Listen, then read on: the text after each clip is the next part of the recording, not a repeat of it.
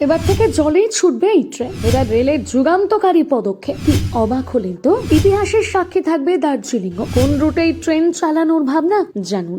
এবারে জলে চলবে ট্রেন। কি প্রথম লাইনটা শুনেই ঘাবড়ে গেলেন, ভাবছেন এ আবার কিভাবে সম্ভব? না না, একেবারেই কোনো প্রলাপ বকছি না। এবারে এমনই যুগান্তকারী পদক্ষেপ করতে চলেছে ভারতীয় রেল। সম্প্রতি ভারতীয় রেলের বন্দে ভারত বা অমৃত ভারত মতন ট্রেন সারা ফেলে দিয়েছে যাত্রীদের মধ্যে। বুলেট ট্রেন চালানোর প্রস্তুতিও চলছে। এর মধ্যে বা নয়া ভেঞ্চার করতে চলেছে ভারতীয় রেল। রেল ট্র্যাকে ছুটবে এমন একটি ট্রেন যার জন্য লাগবে না কোনো ডিজেল, লাগবে না কোনো বিদ্যুৎ, শক্তি যোগাবে জল। কিভাবে জানতে মন দিয়ে দেখুন এই প্রতিবেদনটি। ভারতের অন্যতম লাইফলাইন রেল, সড়ক পথের যোগাযোগ ব্যবস্থার মধ্যে সবচেয়ে জনপ্রিয় এই মাধ্যম। প্রতিদিন কোটি কোটি মানুষ ট্রেনে সফর করেন। অল্প খরচে গন্তব্যে পৌঁছতে ভারতীয় রেলে জুনি মেলা ভার। তাই যাত্রীর স্বাচ্ছন্দ্যের কথা মাথায় রেখে প্রতিদিন নিজেকে আপগ্রেড করে চলেছে রেল। এসেছে বন্দে ভারত, অমৃত ভারতের মতন প্রিমিয়াম ট্রেন। এই সকল ট্রেনের অত্যাধুনিক পরিকাঠামো মন জয় করে নিয়েছে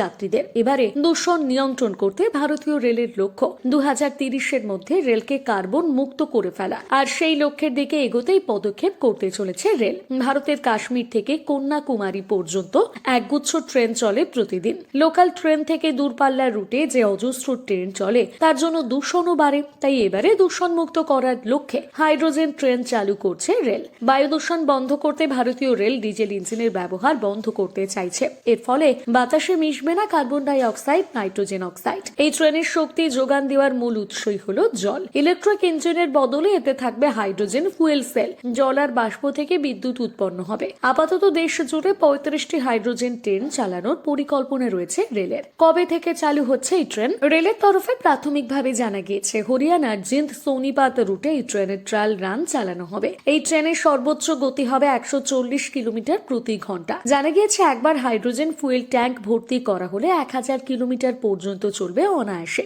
প্রতি ঘন্টায় 40,000 লিটার জলের প্রয়োজন হবে এই ট্রেন চলার জন্য। এক একটি হাইড্রোজেন ট্রেন তৈরিতে খরচ হবে 80 কোটি টাকা। এছাড়া রিফুয়েলিং স্টেশনের ব্যবস্থা করতে হবে। সবকিছু ঠিকঠাক থাকলে নতুন বছর থেকে এই ট্রেন পেতে চলেছে ভারতবাসী। যেসব রুটে এই ট্রেন চালানোর পরিকল্পনা রয়েছে তার মধ্যে রয়েছে Darjeeling Himalayan railway, Nilgiri mountain railway, কালকা সিমলা রেলওয়ে। 2025 সালের মধ্যে 35টি ট্রেন চালু হয়ে যাবে বলে জানা গিয়েছে।